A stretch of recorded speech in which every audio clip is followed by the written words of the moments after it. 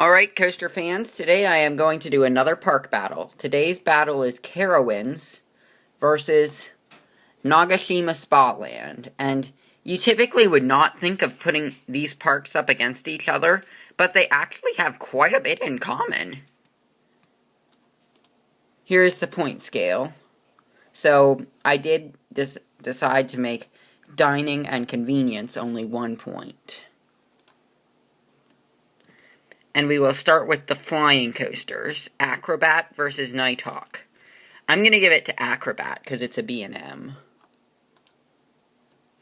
Now for the Aero Loopers. Corkscrew is not as rough, so it wins. Mine Trains. Carolina Gold Rusher wins because anything beats a Togo. Now for the wooden coasters. White Cyclone versus Thunder Road. White Cyclone wins because it's a slightly smoother ride. And now for the Giga Coasters. Steel Dragon 2000 versus Fury 325. And this is actually really tough. Steel Dragon 2000 has loads of airtime, and even though it's by Morgan, not B&M, it has B&M trains, so it's more comfortable. But I do have to give it to Fury 325, because it's B&M. But I do have to give Nagashima Spaland credit for having an awesome Giga Coaster. Now for the Wild Mice. And I'm going to give it to the Wild Mouse at Nagashima Spaland because it's a double-track Wild Mouse. And now for the looping coasters, we've got Looping Star versus Vortex. And I'm going to give it to Looping Star because it's not a stand-up. Now for family coasters. Children's Coaster versus Flying Ace Aerial Chase. And I'm going to give it to Flying Ace because it's inverted. Now for the kid coasters. Peter Rabbit Coaster versus Lucy's Krabby Cabby. And I'm going to give it to Peter Rabbit because it's got better theming. Now for the extra coasters. Nagashima Spaland gets 2 points. 1 for Shuttle Loop and Ultra Twister. And Carowinds gets 6 points. 3 for Intimidator, 2 for Afterburn and Hurler, and 1 for Woodstock Express. Now for the drop towers. Both parks get 1.5 points, and here's why.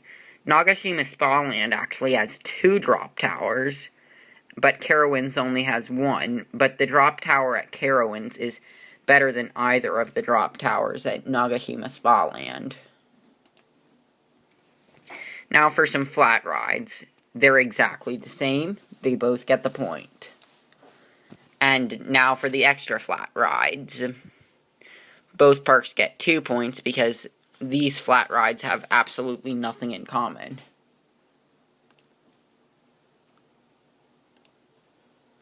Efficiency. Both parks received the same score on TPR's website. Now for lodging. Carowinds is at a state border, so it's got tons of hotels nearby.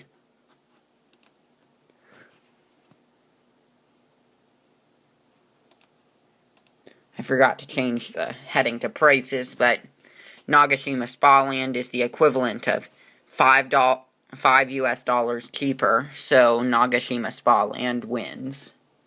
And just so you know, with that price, Nagashima Spaland is actually cheaper for under 18.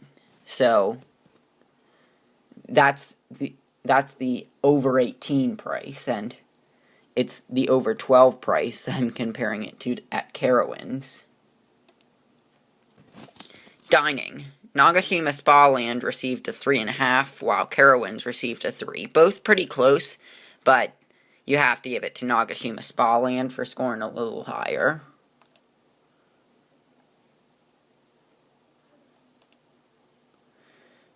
Now for appearance. With the new front entrance that Carowinds is getting, and being at a border, of course Carowinds is going to win this one.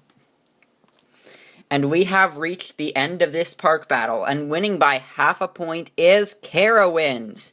Congratulations, you are an awesome park. Nagashima Spaland, you're awesome too. It was only by half a point. You're both awesome parks. Congratulations to both.